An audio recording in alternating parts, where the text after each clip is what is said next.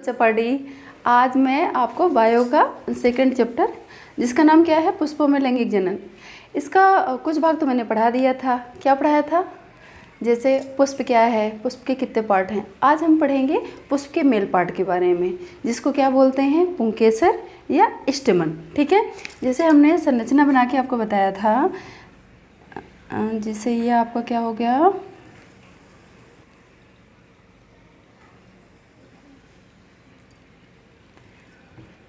कुछ ज़्यादा ही चौड़ी संरचना हो गई, चलो कोई बात नहीं। ये ठीक है, ये क्या हो गया, स्त्री केसर या एंड्रोशियम। ठीक है, ये इस तरह इसमें क्या लगा रहता है, स्टेमन्स, जिसे हम क्या बोलते हैं, बच्चा पार्टी, पुंकेसर।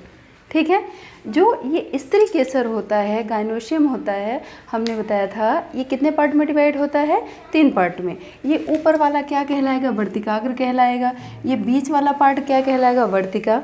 और ये वाला जो थोड़ा फूला हुआ भाग है, ये क्या कहलाता है, अंडाशय या ओवरी। ठीक है, अब ये वाला जो पार्ट है, ये तो पूरा किसका हो गया, ये पार्ट किसका हो गया, फीमेल का, जिसे क्या बोलते हैं, गाइनोशियम।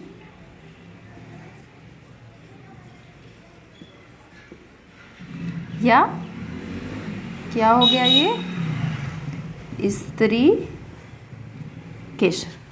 क्लियर। अब इसका ये पार्ट जो है वो क्या है, पेडिशिल या इसी को क्या बोलते हैं, पुष्प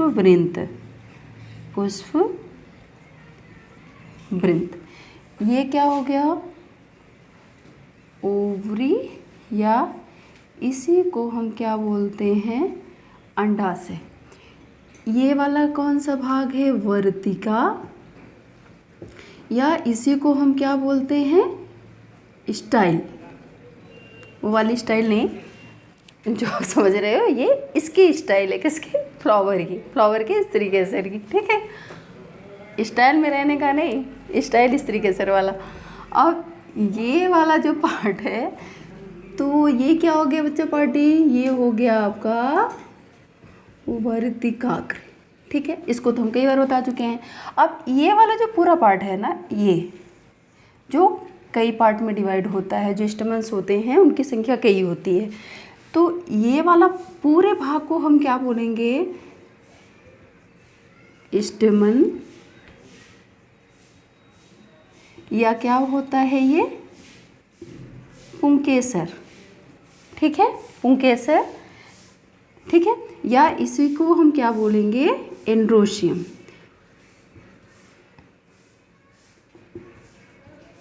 क्लियर। अब देखो, ये आज हम पढ़ेंगे किसके बारे में, ये जो आपका एंड्रोशियम है, ये पूरा इसके बारे में हम पढ़ेंगे, एंड्रोशियम क्या है। अब देखो यहाँ पे ये जो एंड्रोशियम है, पुंकेसर है, ये कितने पार्ट में डिवाइड है, ये 3 पार्ट में डिवाइड होता है। ये जो पतला वाला भाग है ना, ये पतला वाला भाग, ये आपका क्या कहलाता है, ये होता है फिलामेंट। ठीक है, ये पतला वाला भाग, ये होता है क्या, फिलामेंट, या इसी को बोलते हैं पूतंतु। पूतंतु तो थोड़ा टिपिकल सा नेम है, आप याद क्या रखना, क्या बोलते हैं इसको, फिलामेंट। ठीक है, फिर ये वाला जो भाग है ऊपर वाला, ये जो गोल सा दिख रहा है, इसी को क्या बोला जाता है, पराग कोश। क्या होता है ये, पराग कोश, या इसी को हम क्या बोलते हैं, पॉलन सैक। और इसका नाम क्या है, या क्या होता है ये बच्चों, लघु बीजाणु धनी। ठीक है, ये आपको क्लियर हो गया। जो पुंकेसर होता है, पुंकेसर के कितने पार्ट होते हैं, 3 पार्ट होते हैं। एक कौन सा हो गया, फिलामेंट, दूसरा कौन सा हो गया, इसी को हम क्या बोलते हैं, परागकोश। परागकोश मतलब ऐसा कोश जिसमें क्या उपस्थित होता है, पराग कण। ठीक है, वो आपका क्या कहलाता है, परागकोश। जैसे हम नॉर्मली क्या बोलते हैं, धन कोश, जहाँ पे पैसा रखते हैं, जो भंडारा होता है, वो क्या कहलाता है, धन कोश। ठीक है, अब तो कोई नहीं बोलता, पहले बोला जाता था, ठीक है। तो ये जो आपका है ये वाला पार्ट, ये क्या कहलाएगा, परागकोश। और परागकोश में क्या होते हैं, पराग कण। अब ये जो परागकोश है ना, इसको आपको बताएंगे आगे। अब जब इसको हम डिवाइड करेंगे तो ये 2 पार्ट में डिवाइड हो जाएगा और हर एक पार्ट में 2-2 धानियाँ रहेंगी, ठीक है। और ये हम आगे पढ़ेंगे। अब इसमें तीसरा पार्ट सुन लेना। इसका जो तीसरा पार्ट है वो क्या कहलाता है, संयोजी ऊतक। अब देखो संयोजी ऊतक क्या करता है, ये जो लोब होते हैं ना इसके, ये जो गोल वाला भाग है परागकोश वाला, तो ये बच्चों इस तरह से लोब होते हैं, इस तरह से ये 2 इस तरह से जुड़े होते हैं।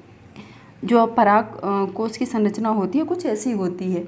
तो इन लोगों को कनेक्ट करने वाला टिश्यू क्या कहलाता है, संयोजी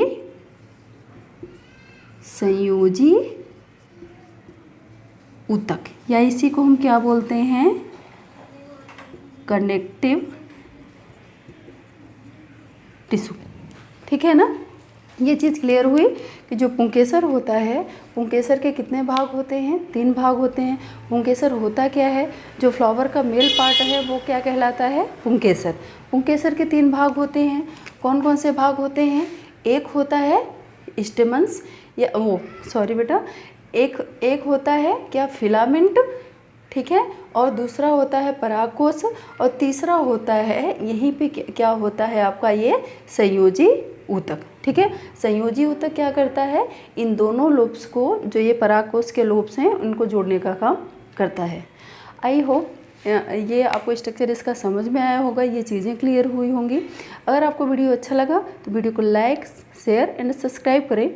और नीचे कमेंट करके ये ज़रूर बताएं बच्चों कि आपको यही चीज़ें समझ में आ रही हैं कि नहीं आ रही हैं। अगर कोई कुछ भी क्वेरी हो आपकी तो आप नीचे लिख के हमें ज़रूर बताएं।